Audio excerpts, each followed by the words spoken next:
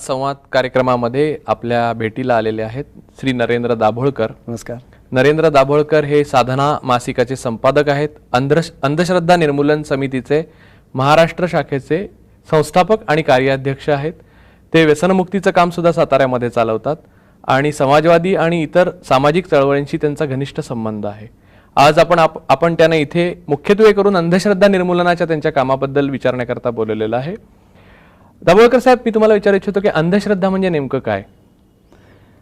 अंधश्रद्धा म्हणजे ज्या गोष्टीला कोणताही पुरावा नाही त्याच्यावर ठेवलेला विश्वास आणि त्याच्याप्रमाणे स्वतःच्या जीवनातल्या कृती निर्धारित करणं. इतकं सोपं आहे ते. पण पुरावा तपासण्याची आपल्याला सवय नाही, त्याच्यामुळे आपल्याला आपली जी गोष्ट आहे ती श्रद्धा आहे का अंधश्रद्धा आहे असं वाटत असतं. पण आपण विश्वास ठेवतो त्याला प्रत्येक वेळी आपण पुरावा गृहीत धरतो नाही. विश्वासाला जर तुम्ही पुरावा गृहीत धरला नाही तर मग आपण असं म्हणू की त्याला विश्वास हा शब्द वापरणं बरोबर नाही. म्हणजे आपण असं करा की मी जर असं म्हटलं की माझ्या घड्याळावर माझी श्रद्धा आहे की ते मला अचूक वेळ दाखवेल, या विजेच्या दिव्यावर माझी श्रद्धा आहे की तो मला प्रकाश देईल, तर तुम्ही असं म्हणाल की अहो हे वाक्य बरोबर नाही. तुमची कितीही विजेच्या दिव्यावर श्रद्धा असली आणि जर इथला हॉलचा विद्युत पुरवठा खंडित झाला आणि जर इथं जनरेटरची सोय नसली तर तो मला देणार नाही. म्हणजे ज्या ठिकाणी कार्यकारण भाव वादातीतपणे सिद्ध झालेला असतो त्याला आपण विश्वास म्हणतो आणि ज्या ठिकाणी कार्यकारण भाव वादातीतपणे मूर्खपणाचा असतो त्याला आपण अंधश्रद्धा. म्हणजे देवावरची माणसांची श्रद्धा आहे ती अंधश्रद्धा आहे का? देवावरची माणसांची जी श्रद्धा आहे ती या देशातल्या घटनेने त्यांना दिलेल्या बिलीफ सिस्टीमचा भाग आहे. पण तो देव चमत्कार करतो ही निश्चितपणे अंधश्रद्धा आहे. तो देव नवसाला पावतो ही गोष्ट निश्चितपणे अंधश्रद्धा आहे.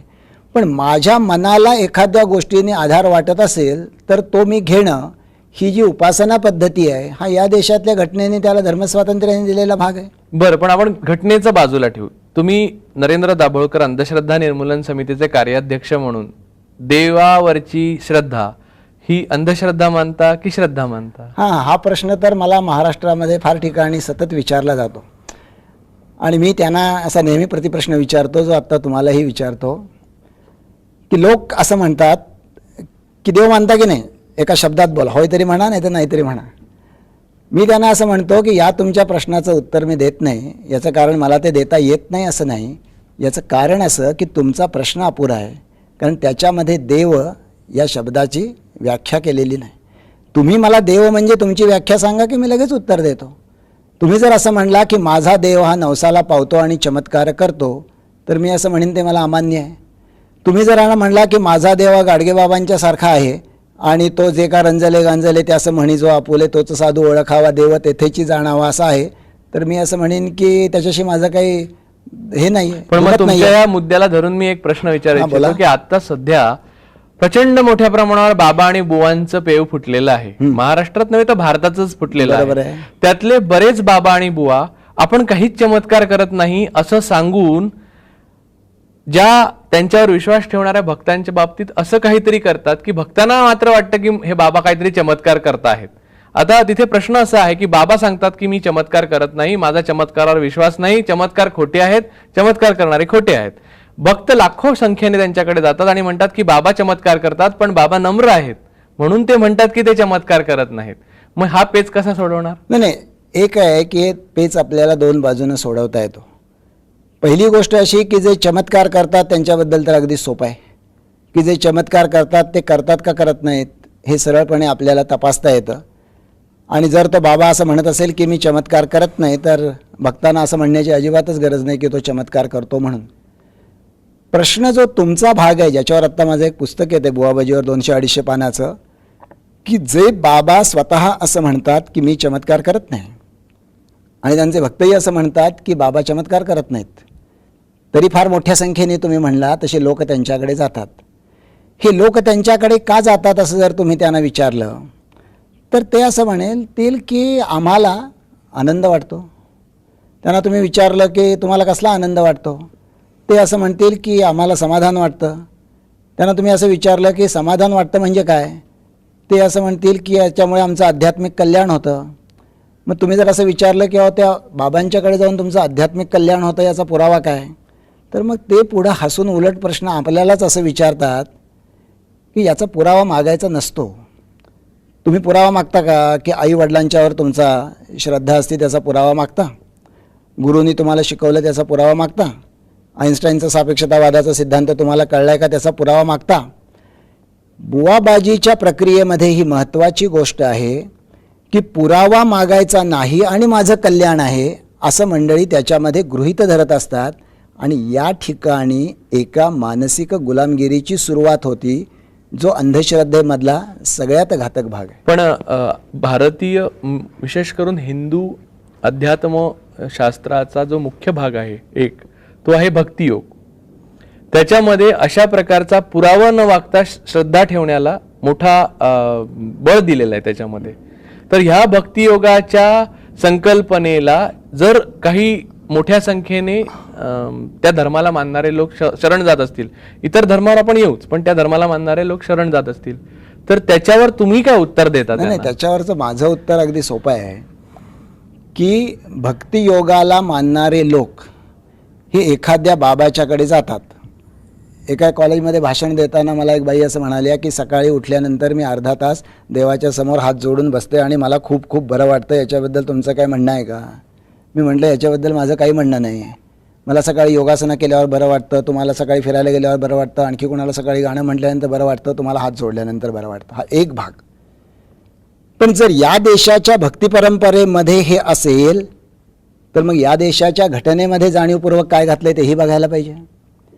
या देशाच्या घटनेमध्ये जसे नागरिकांचे हक्क घातले तसे आवर्जून घटना दुरुस्ती करून नागरिकांची कर्तव्य घातली. त्यातलं एक महत्त्वाचं कर्तव्य असं आहे की it is a duty of every Indian citizen to promote scientific temperament, spirit of inquiry and humanism. म्हणजे वैज्ञानिक दृष्टिकोन म्हणजे scientific temperament, spirit of inquiry म्हणजे शोधक बुद्धी, ह्युमॅनिझम म्हणजे मानवतावाद. याचा विचार प्रसार आणि अंगीकार करणं हे प्रत्येक भारतीय नागरिकाचं घटनादत्त कर्तव्य आहे. नंबर एक. नंबर दोन, जे नवं शैक्षणिक धोरण 1987 साली या देशात आलं त्या शैक्षणिक धोरणामधला महत्त्वाचा गाभा घटक वैज्ञानिक मनोभावाची निर्मिती आहे. आत्ता महाराष्ट्रामध्ये जे मूल्य शिक्षण युतीने चालू केलं, युती सरकारने या सरकारने चालू ठेवलं आहे, त्या मूल्य शिक्षणातलं एक महत्त्वाचं मूल्य वैज्ञानिक दृष्टिकोन आहे. म्हणजे या देशामध्ये एका बाजूला एक परंपरेने भक्तिभावाची कल्पना आहे आणि या देशामध्ये दुसऱ्या बाजूला घटना, शैक्षणिक धोरण, मूल्य शिक्षण याच्यामध्ये वैज्ञानिक दृष्टिकोनाचा समावेश आहे. म्हणून तर आमची चळवळ गरजेची आहे आणि अवघड आहे. म्हणजे डॉक्टर बाबासाहेब आंबेडकर ज्यावेळी घटना दिली या देशाला त्यावेळी असं म्हणले होते की मी या देशाला घटना देतोय पण आजपासून हा देश एका अंतर्विरोधात प्रवेश करतोय. की मी पुस्तकाच्या पानावर समता लिहिली आहे, वास्तवात आर्थिक आणि सामाजिक विषमता आहे. तसं या देशाच्या घटनेत वैज्ञानिक दृष्टिकोन लिहिला आहे आणि या देशाच्या परंपरेमध्ये भक्तिभावाने पाया पडणं लिहिलंय. पण याच्यामध्ये एक गोष्ट मी तुम्हाला असं विचारू इच्छितो की असंही म्हणणारे लोक आहेत आणि मोठ्या प्रमाणावर उपासक आहेत की विज्ञान हे सुद्धा सर्व गोष्टींचे पुरावे देत नाही आणि तेही अपुरं आहे आणि तेही यशस्वी ठरतं. दाभोळकर साहेब. हां, तर तुम्ही जे मला म्हणाला की नाही की विज्ञान सगळ्या गोष्टींचा पुरावा देत नाही, तर लक्षात घ्या याचं कारणच असं आहे की आता वैज्ञानिक दृष्टिकोन हे घटनेमध्ये मूल्य असून देखील तुम्ही हा प्रश्न विचारता. याचा अर्थ मला माफ करा पण तुम्हाला वैज्ञानिक दृष्टिकोन म्हणजे त्याचा मूलभूत मूल्यात्मक आशय माहीत नाही. वैज्ञानिक दृष्टिकोनाचा मूल्यात्मक आशय असा आहे की विज्ञानाचं एक महत्त्वाचं मूल्य नम्रता हे आहे.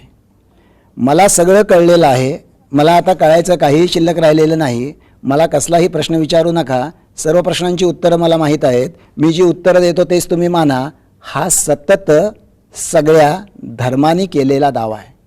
विज्ञान असं म्हणतं आज मला एवढं कळलेलं आहे, याच्यापेक्षा वेगळा पुरावा जर उद्या पुढं आला तर मी तो वेगळा पुरावा मानेन. विज्ञान कधीही अंतिम सत्याची भाषा करत नाही, विज्ञान सत्याच्या सातत्याची भाषा करतं. त्याच्यामुळे विज्ञान हे मूलतःच चुकण्याच्या तयारीनं उभा आहे आणि चुकण्याच्या तयारीनं उभ्या असलेल्या विज्ञानाने एका विशिष्ट पद्धतीनं डोळसपणाने जेवढी मानवजातीची 400 वर्षात प्रगती केली तेवढी काही त्याच्या आधीच्या धर्माच्या 5000 किंवा 10 लाख वर्षाच्या इतिहासात केलेली नाही. त्यामुळे ही गोष्ट उघड आहे की विज्ञान जीवनाची अधिक समर्थ आणि चांगली उत्तरं देऊ शकतं. पण त्याच्यात तुम्ही गृहीत म्हणून घटना हा आधार मानला. त्याच्यात मला एकच विचारायचं आहे की पुन्हा घटनेने प्रत्येक माणसाला आपल्या घरात आपला धर्म फॉलो करण्याचं, त्याच्या मागून जाण्याचं स्वातंत्र्य दिलेलं अगदी आहे. बरोबर आहे. नेमका पेच असा आहे की जो घरात धार्मिक श्रद्धा मानणारा मनुष्य आहे तो घराबाहेर पडल्यावर अचानक रॅडिकल किंवा तो विज्ञाननिष्ठ आणि धर्मातली जी चुकीची मूलतत्व आहे ती अमान्य करून फिरणारा असा होऊ शकत नाही. आयदर तो एकतर तो धार्मिक असेल किंवा पूर्णपणे विज्ञाननिष्ठ असेल. नाही, म्हणून काय आहे की माणूस पूर्णपणे धार्मिक असेल किंवा पूर्णपणे विज्ञाननिष्ठ असेल असं म्हणणं म्हणजे माणसाच्या एकूण, आपण असं म्हणू की माणसाचं म्हणून जे काही व्यक्तिमत्व आहे त्याची ही अपुरी समज आहे. माणूस या दोन्ही पद्धतीनं घडलेला असणार. आपल्या दृष्टीनं प्रश्न काय आहे की असा जो धार्मिक माणूस आहे परंपरेने घडलेला, तो कुठलाही असो, तो हिंदू असो नाही तर मुसलमान असो, तुमच्या मते ज्यावेळी तो बाहेर पडतो आपल्या घराच्या, त्यावेळेला तोच माणूस असतो, तो सगळं घेऊन बाहेर पडतो आणि मग तुम्ही बाहेरच्या जीवनामध्ये त्याला काही वेगळं सांगता. तुम्ही जर घटना समितीमध्ये याच्या झालेल्या चर्चा वाचल्या तर याच्यामध्ये फार चांगलं उत्तर दिलेलं आहे. ते मी तुम्हाला अतिशय थोडक्यात सूत्ररूपाने सांगतो. तुम्हाला तुमचं उपासनेचं पूर्ण स्वातंत्र्य आहे, पण तुमचं हे सगळं उपासनेचं स्वातंत्र्य खालील गोष्टींच्यासाठी मर्यादित केलं जाईल. सार्वजनिक नीतिमत्ता, सार्वजनिक आरोग्य, कायदा सुव्यवस्था, राष्ट्रीय एकात्मता, इतर दिलेले लोकशाही अधिकार, या गोष्टी आणि तुमचं धार्मिक स्वातंत्र्य याचा ज्या वेळेला टकराव येईल त्यावेळी तुमचं धार्मिक स्वातंत्र्य मर्यादित केलं जाईल. तुम्हाला नमाज पढण्याचा आणि आरती करण्याचा पूर्ण अधिकार आहे, पण तुम्ही जर रस्त्यावर नमाज किंवा रस्त्यावर महाआरती करायला लागला आणि तुमचा धर्म जर तुम्ही कायदा आणि सुव्यवस्थेच्या आड आणला तर मग तुमच्या धर्माचा संकोच केला जाईल आणि कायदा सुव्यवस्थेचं पालन केलं जाईल. इतकी स्वच्छ भूमिका या देशातल्या लोकांची मानसिकता लक्षात घेऊन आपल्या देशाच्या चौकटीत सामावलेली आहे. त्याचं पालन झालं तरी पुरेसं आहे. बरं, आता धर्माबद्दल आणि राज्यघटनेबद्दल ह्या विविक्षित मुद्दे आहेत. ज्योतिषशास्त्राबद्दल घटनेने तर काही म्हटलेलं नाही आणि ज्योतिषशास्त्रावर श्रद्धा ठेवणारे मोठ्या नेत्यांपासून मोठ्या डॉक्टरपर्यंत, मोठ्या शास्त्रज्ञांपर्यंत सायन्स हाच त्यांचा अकॅडमिक म्हणजे शैक्षणिक जीवनाचा पाया आहे असे लोकही आहेत. तर ज्योतिषशास्त्रालाही तुम्ही नेहमी कडाडून विरोध केलेला आहे आणि ज्योतिषशास्त्र हे मानवाची हानी करतं अशी तुमची मान्यता आहे, असं तुम्ही मानता. अगदी बरोबर आहे. तर त्याच्यावर तुम्ही, मला असं वाटतं की ज्योतिषाने जर एखाद्या माणसाला जगण्याची आशा मिळत असेल तर काय वाईट आहे ज्योतिषात? त्याच्यात बाबा नाही, बुवा नाही, कोणासमोर गुलामगिरी नाही, लाचारी नाही. पहिली गोष्ट अशी आहे बरं का की भ्रमाच्या आधारे माणसाने स्वतःचं आयुष्य उभं करावं का, इतका तो साधा प्रश्न आहे. म्हणजे उदाहरणार्थ असं की ज्योतिषाने आशा दिली म्हणजे काय की एक लग्न ठरत होतं, माहीत होतं की नवरा मुलगा दारूड आहे, माहीत होतं की त्याला जुगार खेळायचं व्यसन आहे, आणखी काय माहीत होतं की त्यांच्या घराला कर्ज आहे, पण ज्योतिषी असं म्हणाले की अहो इतके ग्रहयोग उत्तम आहे दोघांच्या कुंडलीमधले की लग्न करा, आणि लग्न केलं आणि सगळा संस्कार फिसकटला. तुम्ही निर्णय कशाच्या आधारे घेणार? तुम्ही भ्रमाच्या आधारे निर्णय घेणार का वास्तवाच्या आधारे निर्णय घेणार? तेव्हा माणसाने जीवनामध्ये सातत्याने डोळसपणे वास्तवाच्या आधारे निर्णय घेतले पाहिजेत. तुम्ही ज्या वेळेला असं मानता की मला बरं वाटतं म्हणून मी हे करतो, त्यावेळेला तुम्हाला बरं वाटतं म्हणून तुम्ही ते करता, याचा अर्थ ते बरोबर आहे असं होत नाही. माणसाला आधार लागतो, तो आधार तो घेतो, ते क्षम्य आहे पण ते योग्य नाही. म्हणून आम्ही नेहमी असं अंधश्रद्धा निर्मूलनामध्ये सांगतो कार्यकर्त्यांना की अंधश्रद्धा निर्मूलनाच्या कार्यामध्ये क्रोधापेक्षा करुणेची आणि उपहासापेक्षा आपुलकीची गरज जास्त आहे. इथे मला एक विचारायचं आहे की आता आपण जे ज्योतिषशास्त्र आणि बुवा आणि बाबा सगळ्यांबद्दल बोललो, आज समाजात बुवा बाबा यांचं प्रचंड पेव फुटलेलं आहे आणि सर्वत्र ते दिसतात. तर अशा प्रकारची माणसं ज्यांच्यावर हजार लाख लोक श्रद्धा ठेवतात त्यांच्या विरुद्ध किंवा त्यांना खोटं पाडण्याकरता जेव्हा तुम्ही सरळ सरळ सामना करता तेव्हा कशा रीतीने तो सामोरं जाता? तर मी तुम्हाला असं म्हणत होतो की मी तुम्हाला दोन उदाहरणं देतो. त्यापैकी एक उदाहरण असं की महादू मोरे नावाचा सांगलीचा एक माणूस, तो असं म्हणाला की मी भूत दाखवू शकतो, भूत माझ्या आजूबाजूला असतात आणि ती भूतं अमुक अमुक या पद्धतीची दिसतात, त्यांचं डोकं असं मोठं असतं, त्यांचे पाय असे उलटे असतात वगैरे वगैरे. आणि असं ठरलं, आव्हान झालं, सगळं पेपरमध्ये आलं की त्या खंजिरे मळ्यामध्ये जयसिंगपूरच्या जवळ महादू मोरे हा भूत दाखवणार. मी सातारून त्याच्यासाठी मुद्दामून गेलो आणि मी साधारणपणे काहीतरी 9 वाजता पोचलो. 9, 9:30ला तो कार्यक्रम 9च्या दरम्यान होता आणि जयसिंगपूरपासून मी त्या खंजिरे मळ्यापर्यंत गेलो आणि मी तिथं गेलो तर मला धक्काच बसला की जवळजवळ तिथं 10-12 हजार माणसं आलेली होती. एवढी माणसं येतील ही आम्हाला नव्हतीच कल्पना, त्याला तर नव्हतीच. त्याचं असं एक छप्पर होतं, त्याच्यामध्ये तो भीतीनं थरथरत बसला होता आणि त्याने आम्हाला बिनशर्त असं लिहून दिलं की माफ करा पण काय मी भूत वगैरे दाखवू शकत नाही. मी बाहेर आलो तो कागद घेऊन आणि लोकांना म्हटलं की हे बघा आपला विजय झाला. हा मधुपोरांनी लिहून दिलं की आपण आता भूत दाखवू शकत नाही. लोक म्हणले शहाणे आहात, आम्ही हे ऐकायला नाही आलो, आम्ही भूत बघायला आलोय. आता पंचायत आली, आता काय करायचं काय. ते 10-12 हजार लोक पार रत्नागिरीपासनं कोल्हापूरपासनं आलेले, पोलिसांना बोलवलं. पोलीस त्यावेळी कुठल्या तरी साखर कारखान्याच्या निवडणुकीच्या बंदोबस्ताला गेले होते. त्यातल्या एका माणसाला एक कार्यक्रम सुचला की आपली फसवणूक झालेली आहे म्हणून त्या महाराणावरचा एक दगड त्यांनी उचलला आणि भिर्र करून त्या महादू मोरेच्या छपरावर मारला. आता सगळ्यांना कार्यक्रमच मिळाला. महाराणावर पाहिजे तेवढे दगड होते आणि 20,000 रिकामे हात होते. धडा धडा धडा धडा त्या महादू मोरेचं सगळं कौलारू छपर फुटलं आणि महादू मोरेचीच भूत होण्याची वेळ आली आणि त्याला वाचवणं ही आमची जबाबदारी झाली. म्हणजे आम्ही प्रॅक्टिकली डोक्यावर अशा बादल्या घेऊन त्याच्यात उभे होतो की टाण टाण आमच्या त्या बादल्यावर दगड पडत होते. म्हणजे जर पोलीस एका अर्थाने हिंदी सिनेमासारखेच पण उशिरा का विना वेळेत आले आणि त्याच्या घरापर्यंत रस्ता नसताना त्यांनी जीप आणली आणि आम्ही महादू मोरेला कसं तरी त्या गाडीत घातलं आणि हलवलं, नाहीतर त्या ठिकाणी काय झालं असतं माहीत नाही. म्हणजे भूत आहे का नाही याचं आव्हान घेणं एक भाग आणि त्याच्याशी जोडलेल्या माणसांच्या ज्या इतक्या अशा असतात, आपण ज्याला म्हणू कुठल्या ना कुठल्या स्वरूपाच्या भावना, त्याच्याशी लढणं हा दुसरा भाग. असं खूप काही सतत वेगवेगळं की जे कितीही अनुभव मी सांगू शकेन. तुमच्या सोफिस्टिकेटेड बाबाशी कधी मुकाबला झालाय का? हा, म्हणजे आता असं आहे की बरं का की सॉफिस्टिकेटेड बाबा म्हणजे आपण ज्याला म्हणू की निर्मला माता. निर्मला माता म्हणजे ही एक बुवाबाजी हा शब्द नाही, बाईबाजी. हां, आणि इंटरनॅशनल बाईबाजी ती करते. कारण ती भारतात 1 महिना असते आणि ती म्हणते की जगामध्ये 50 देशात माझे भक्त आहेत आणि ती असे गौरवर्णीय भक्त घेऊन अशी ती सगळीकडे फिरत असते. ती ज्या वेळेला पुण्याला आली, नंतर सातारला आली, त्यावेळेला तिचं म्हणणं असं आहे की प्रत्येकाच्या माकड हाडामध्ये कुंडलिनी असते. ती कुंडलिनी जागृत करता येते. ती जागृत केल्यानंतर ती तुमच्या षटचक्रामधनं वर येते आणि तुमच्या ब्रह्मरंध्रामधनं बाहेर जाते आणि त्याच्यामुळे तुम्हाला सर्व ज्ञान प्राप्त होतं. जी कुंडलिनी जागृत करायला आपल्या देशामध्ये ऋषीमुनींना देखील वर्षानुवर्ष तपश्चर्या करायला लागायची, ती कुंडलिनी जागृती निर्मला माता 10 आहे का कुंडलिनी अशी आहे? अजिबात नाही, 10 मिनिटात करू शकते. आम्ही निर्मला मातेला हे आव्हान दिलं की ही जी तू म्हणतीस याला तू आम्हाला काहीतरी शास्त्रीय पुरावा दाखव, नाहीतर तू एक साध्या होकारात्मक सूचना किंवा स्वसंमोहनाद्वारे हे करतेस. हे झाल्यानंतर हे आम्ही पुण्याला सांगितलं, सातारला निदर्शनं केली, अंगापूरला निदर्शनं करायला गेलो. त्याच्यानंतर तिचे भक्त आमच्यावर तुटून पडले. त्यांनी आम्हाला मजबूत मारलं, पुन्हा आमच्यावरच खटले घातले. ते खटले आम्ही 8 वर्षे चालवले आणि कोर्टामधनं निर्दोष सुटलो.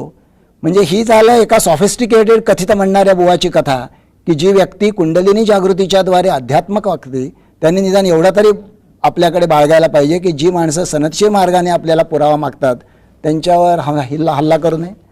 पण आता मला एक सांगा दाभोळकर साहेब, की इतका काळ आता हा तुम्ही अंधश्रद्धा निर्मूलनाचा लढा लढताय, काळ जसा गेला तसा आता आपण बघतोय, म्हणजे जवळजवळ स्वातंत्र्यानंतरचा 50 वर्षाचा आपण काळ धरू, की आजच्या घडीला सर्वसामान्य माणूस सर्वात जास्त असुरक्षित असल्यासारखं त्याला वाटतं आणि त्यामुळे रोज नवीन बाबा, रोज नवीन बुवा, त्याला जवळजवळ सर्व आणि संपूर्ण शरणागती आणि झुंडीच्या झुंडी त्याच्याकडे लोटत असतात. ह्या सर्व घटनेचा अर्थ अशा प्रकारच्या कामाला दारुण अपयश आलं असा लावला तर तो चुकीचा वाटतो? आपण 2 गोष्टी बघू. त्यापैकी पहिली गोष्ट तुम्ही जी मांडली की बुवाबाजीचा तुम्ही एक व्यापक असा परिप्रेक्ष्य सांगला की बाबा या कारणाने असं घडतं. जी मला नेहमी पाडगावकरांची कविता आठवती, ज्याच्यामध्ये तुम्ही जे म्हटलं ते एकूण बुवाबाजीच्या संदर्भामध्ये अतिशय चपखलपणे म्हटलेलं आहे आणि दुसऱ्या बाजूला ती मानसिकता का निर्माण होती हे पण म्हटलेलं आहे. त्या कवितेची मी तुम्हाला 2-3 कडवी सांगतो. ती अशी आहेत की माणसे खपाट खंगलेली, आतून भंगलेली, अदृश्य दहशतीने तंगलेली, आधार पाहिजे. कसला आधार? प्रत्येकास येथे हवा कोणीतरी जबरी बुवा, जो काढेल साऱ्या उवा मनातल्या चिंतेच्या, आधी म्हणे जय साई, मगचा अधिकारी लाच खाई, अजून पकडला गेला नाही, कृपा म्हणे बाबांची. आपण शोधायचे नाही, आपण भिडायचे नाही, आपण लढायचे नाही आयुष्याला, कणा झिजून गेला फार, शिरजोरी पुढे सर्व लाचार, बुवा नाम जपाचा उच्चार नशा देई. म्हणजे मी इथल्या परिस्थितीचा सामना करू शकत नाही, मग तो सामना करण्याच्या ऐवजी कुठली तरी नशा बुवाच्या, बाबाच्या, दैवताच्या, मंत्राच्या, तंत्राच्या नावाने मी स्वीकारीन आणि माझ्या जीवनातले प्रश्न भ्रामकपणे सुटले असं मानीन. अशा स्वरूपाची एक वस्तुस्थिती या देशात आहे. त्यामुळे जर अंधश्रद्धा, मला असं वाटत नाही 12 वर्षापूर्वी अंधश्रद्धा निर्मूलनाची चळवळीची जी स्थिती होती त्याच्यापेक्षा आज बरी आहे असं मी सांगेन, पण तो तुमच्या प्रश्नाचा आत्ता भाग नाही. मी तुम्हाला असं सांगतोय की जर असं वाटत असेल की ही चळवळ इष्ट आहे, योग्य आहे, रास्त आहे, यशस्वी व्हायला पाहिजे, तर निदान 3 भूमिका तरी घेण्याची गरज आहे. त्यापैकी पहिली गोष्ट म्हणजे या देशातल्या शिक्षण क्षेत्राने हा मूल्यविचार पोहोचवला पाहिजे. दुसरी गोष्ट म्हणजे या देशातल्या प्रसारमाध्यमांनी याबद्दल आग्रही भूमिका घेतली पाहिजे. आणि तिसरी गोष्ट म्हणजे या देशातल्या राज्यकर्त्यांनी काही इच्छाशक्ती दाखवली पाहिजे. तसं जर दाखवलं तर आजच्यापेक्षा अधिक परिणामकारकपणे आम्ही लोकांच्याकडे पोहोचू शकू. दाभोळकर साहेब, तुम्ही इथे आलात आणि हा आशावाद व्यक्त केलात त्याबद्दल ETVच्या दर्शकांतर्फे तुमचे आम्ही आभारी.